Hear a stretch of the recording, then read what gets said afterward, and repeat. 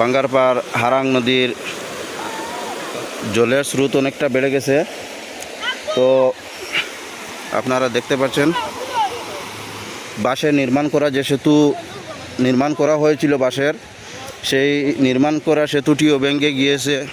এখন মানুষ রাস্তা পারাপার নদী পারাপার করার জন্য কোনো ব্যবস্থা এখানে নেই।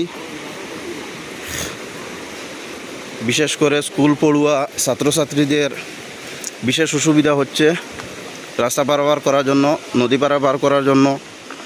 এখানে আপনারা দেখতে পাচ্ছেন অনেক মানুষ এখানে বসে আছেন,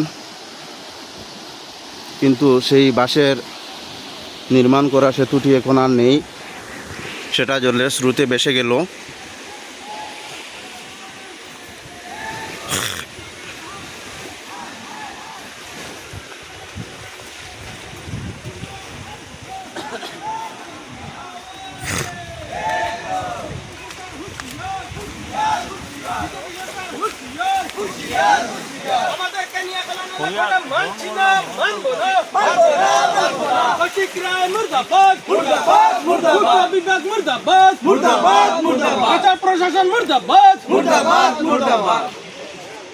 এখানে দেখতে পাচ্ছেন আপনারা এই বাঁশের নির্মাণ করা সেতুটি কিভাবে ভেঙে গিয়েছে নদীর জলের স্রোতে। এখন রাস্তা পারাপার করার জন্য এই স্কুল পড়ুয়ারা এখানে হাঁটাহাঁটি করছেন, কিন্তু স্কুলে যাওয়ার কোনো সুযোগ সুবিধা নেই ওদের। আমাদের এই ভারত বিজেপি সরকার, আসাম রাজ্যে যে শাসিত বিজেপি সরকার, শুনলাম যে একটা সেতু নির্মাণ করা হবে সেখানে। সেই সেতুটিরও কোনো আতাপাতা নেই এখনও পর্যন্ত। শুনলাম 10-12 দিনের ভিতরে হয়ে যাবে, কিন্তু এখনও কিছু হয়নি। আজ প্রায় 1 মাস হয়ে গেল।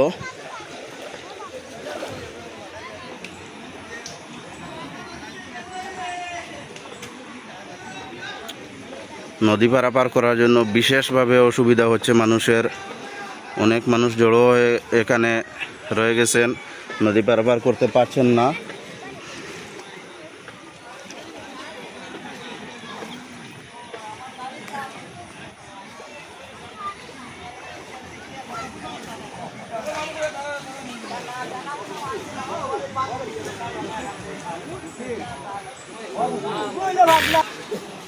আমাদের এখানে উপস্থিত দেখছি কাছাড় জেলার যুব কংগ্রেসের ভাইস প্রেসিডেন্ট জনাব মুসলিম উদ্দিন বড়ুইয়া মহাশয়।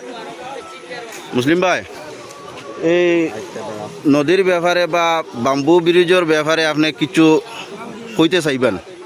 আমি কিতা কইতাম, জনসাধারণ তো সবসময় কইতা এখানে বিগত 2 বছর থাকি আমাদেরকে যেভাবে খেলা চালাচ্ছে বিজেপি সরকার বা যারা দায়িত্বে আছে, তারা আমাদেরকে নিয়ে কোনো চিন্তা করছে না।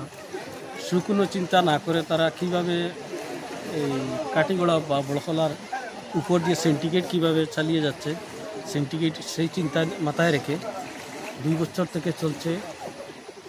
আমাদের কথা যদি তাদের মাথায় থাকতো তাহলে আজকে এই সমস্যার সম্মুখীন আমরা হতাম না। এই ব্রিজটি যদি 2 কোটি টাকার ব্রিজ হয়, কিন্তু সিন্ডিকেটের মাধ্যমে কয়েক কোটি টাকা কিছু দিনের মধ্যে তারা সিন্ডিকেটের মাধ্যমে পেয়েছে। সেই জন্য আমাদের এই এরিয়ার সমস্যার সমাধান না করে, এরিয়ার কথা মাথায় না রেখে তাদের নিজ সিন্ডিকেট যে তহবিল আছে সেই তহবিলকে ডেভেলপ করার চিন্তাধারা করছে, আগামীতেও করবে। কিন্তু বিগত কিছুদিন আগে 19 তারিখ ঘটনা হয়েছিল, এখানে বৃষ্টি রাত্রে 2টা অবধি ভেঙেছিল, জলের নিচে গিয়েছিল। সেই সময় নেতামন্ত্রী যারা এসেছিলেন তারা এসে বলেছিলেন যে 1 সপ্তাহের মধ্যে আমাদের এখানে ব্রিজ দিয়ে দিবে, কিন্তু এখন পর্যন্ত কোনো ব্রিজ হয়নি।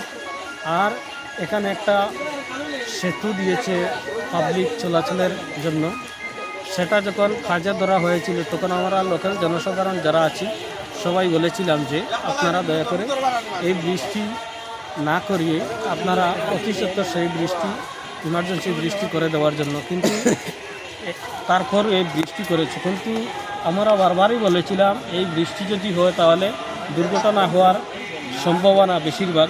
যদি কোনো ধরনের কেউ দুর্ঘটনা হতো আজকে আমাদের বহুত বড় সমস্যার সম্মুখীন হতাম। যাই হোক, সকালবেলা হয়, সকাল 5টা অবধি হয়, আমরা এই ব্রিজের উপরে, এই বাসের যে ব্রিজের উপরে কেউ ছিল না। যদি কেউ থাকতেন তাহলে তো আজকে জলের নিচে চলে গেছেন। আজকে যদি স্কুল টাইমে হতো, যেমন আজকে ঘটনা হওয়ার কয়েক ঘন্টা হয়ে গিয়েছে, মোটামুটি ফোনে 8টা বেজেছে, কিন্তু ছাত্রছাত্রীর জন্য কোনো প্রশাসন থেকে কোনো ব্যবস্থা করা হয়নি। আজকে কিছু ছাত্রছাত্রীর এক্সাম চলছে, ক্লাস চলছে, কিন্তু ওরা আমাদের সরকারের ব্যর্থতার কারণে আজকে তারা স্কুলে যাতায়াত করতে পারছেন না, প্রতিষ্ঠানে যেতে পারছেন না।